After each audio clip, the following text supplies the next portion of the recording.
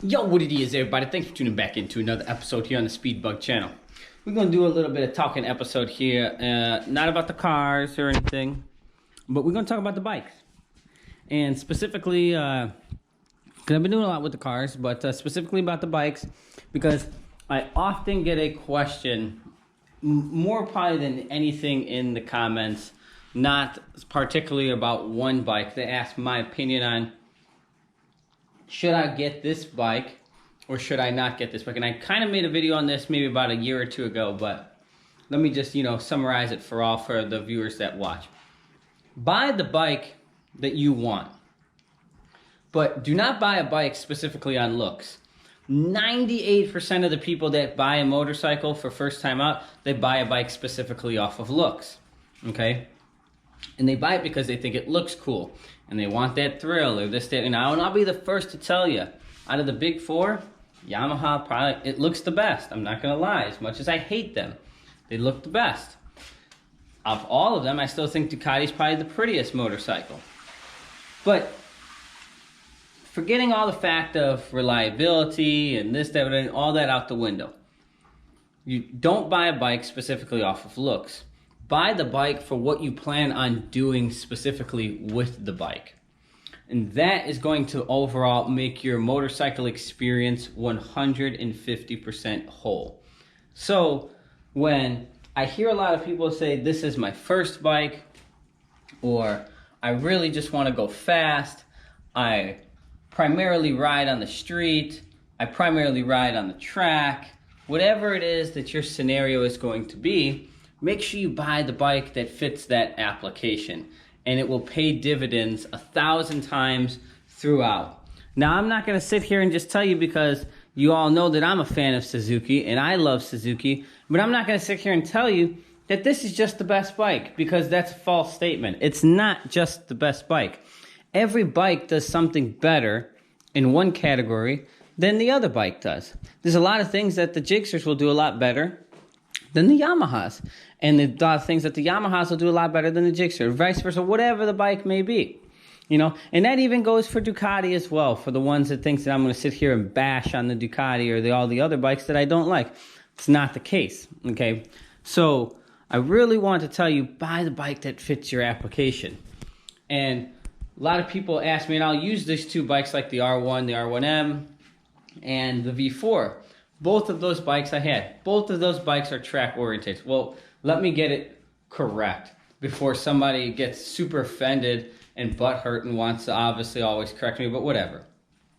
All these motorcycles are track oriented. They're bred on the track, and then they're brought back into life, with street manners and stuff like that. So let's just get that right. These are not Harleys, okay? If you want to cruise and, be comfortable and this, like that, buy a cruiser bike. I don't care what brand, but buy a cruiser bike. Don't buy a crotch rocket. So now that we got that out the way, certain crotch rockets do certain things better than other crotch rockets in category A versus category B. And I don't think that, like I said, that one brand is particularly wholly and better than the other brand, because it really depends on your application. So when you when you ask me, hey, what bike should I get? And you say, my two choices are an R1M or an R1 or a V4. And I'm going to sit here and tell you, well, either one of them, it doesn't really matter. They're both uncomfortable as shit. Make sure you plan on riding it a lot on the track so you can get your use out of it. People ask why. Well, the CBR and the Gixxer and the Ninja, they're all track bikes too. Of course they are. But they're definitely more defined and well-refined for the street as opposed to that bike. Meaning, the V4 is a straight track weapon. I'm not going to lie. I don't care how pretty it is. It's a track weapon. But it looks sexy as hell, whatever. But don't just focus on the looks, because you're not going to just like how that bike rides around on the street. Other things you have to factor in, that it always gets hot. It is technically a V-twin design, even though it's a V4, but it's not an inline design engine. So you are going to get that under the legs hotness from the rear exhaust and stuff like that. Now the R1M, well, And of course, well, I'm not going to get into like the Ducati maintenance and all that other stuff. I've made hundreds of videos on those, but the R1M is a flat plane crank versus like the other bikes. They are not. Not specifically the Suzuki's, but the other big three. They are not flat plane cranks. Do flat plane cranks give you a little bit more edge and more horsepower? Of course they do. On the racetrack, they're proven, not just in a car, also in a motorcycle.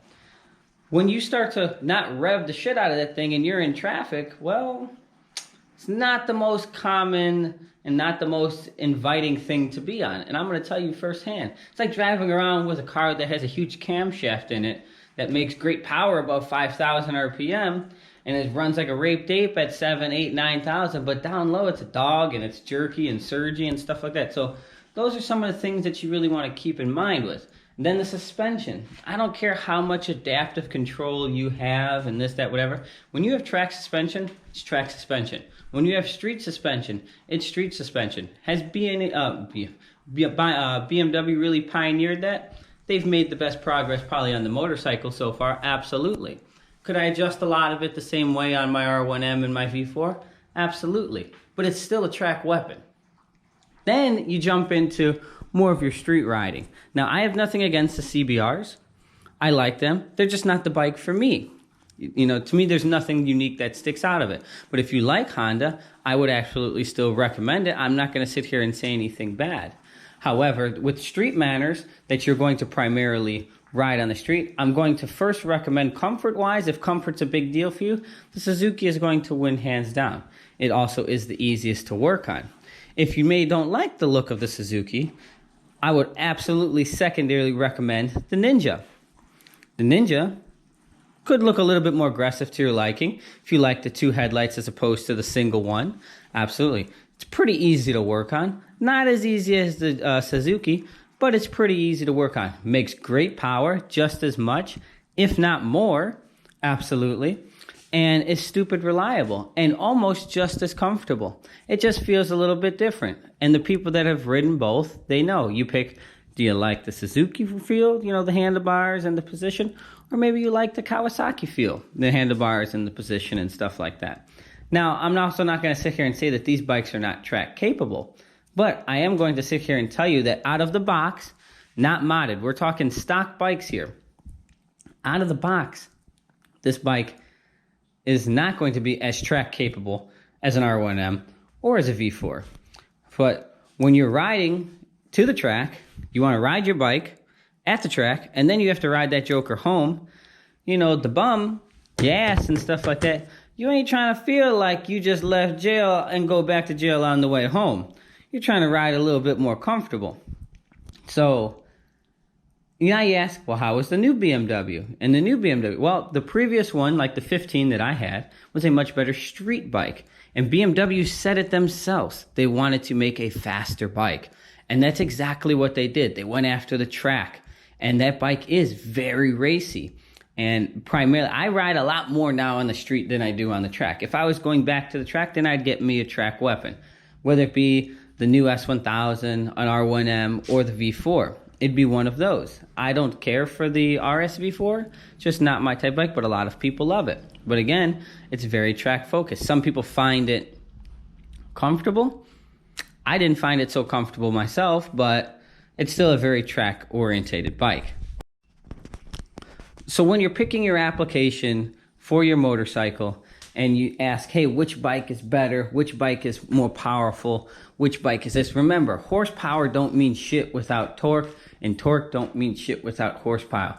If you're stuck on just making horsepower, you're going to lose every time. If you're stuck on making a lot of torque, you're going to just lose every time. It's all about efficiency and how it gets to the ground. It's also about, most importantly, before any of that thing matters, is how comfortable you're going to be on the bike. Because if this thing makes 9,000 horsepower and you're riding it and you can't wait to get off of it, you don't give a shit how fast it is, because all you're thinking about is, I need to get off of it. And when you take your track bike that rides really, really rough on the street and it goes through whatever maintenance periods and intervals, whether it sits at the shop or you have to do it, whatever the case may be, how much of an enjoyable riding experience really is that? And it's really not at that point, because now your mind is occupied on so many other things, whether it's hurting your wrists, hurting your nuts, hurting your gut, you know, hurting your shoulders, your elbows, whatever it may be. So if you primarily ride a lot on the street, my two best recommendations for crotch rockets is going to definitely be the Ninja or the GSXR for comfortability. And they're also very easy to fix. And even if you do wreck them and stuff like that. Now, again, if you want to make them fast and go on the track, that's a whole different story, a whole different ballgame. You're out of the box and stuff like that. You want to race on the track, you know, RS V4, maybe 2020 S1000 RR, Ducati V4, and what's the R1M? Absolutely. I would never recommend somebody to get the R1M for the street. Honestly, in my opinion, it's the last bike I would ever recommend, R1 period, to just ride around on the street. They look cool, very track focused, very aggressive riding position. They do very well in what they're bred to do, and that's corner and turn. Absolutely. Worst out of the big four, in my opinion, to ride on the street.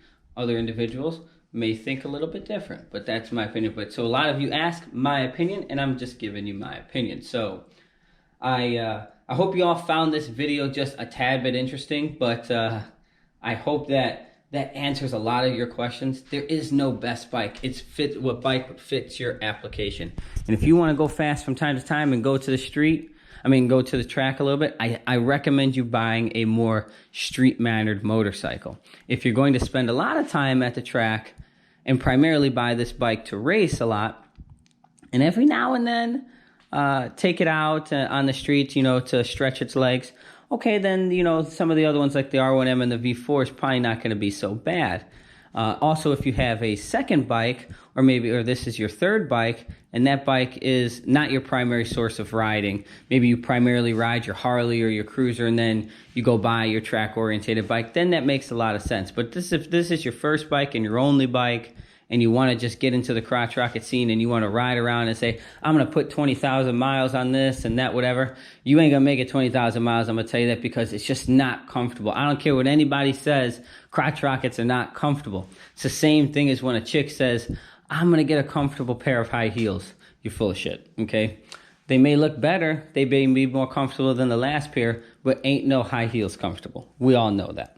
So that's going to wrap it up here for today's video. I hope you guys like what you saw. Facebook, Instagram at Speedbug. Same name here as YouTube. And we'll see you for some more content here on the Speedbug channel. Peace out.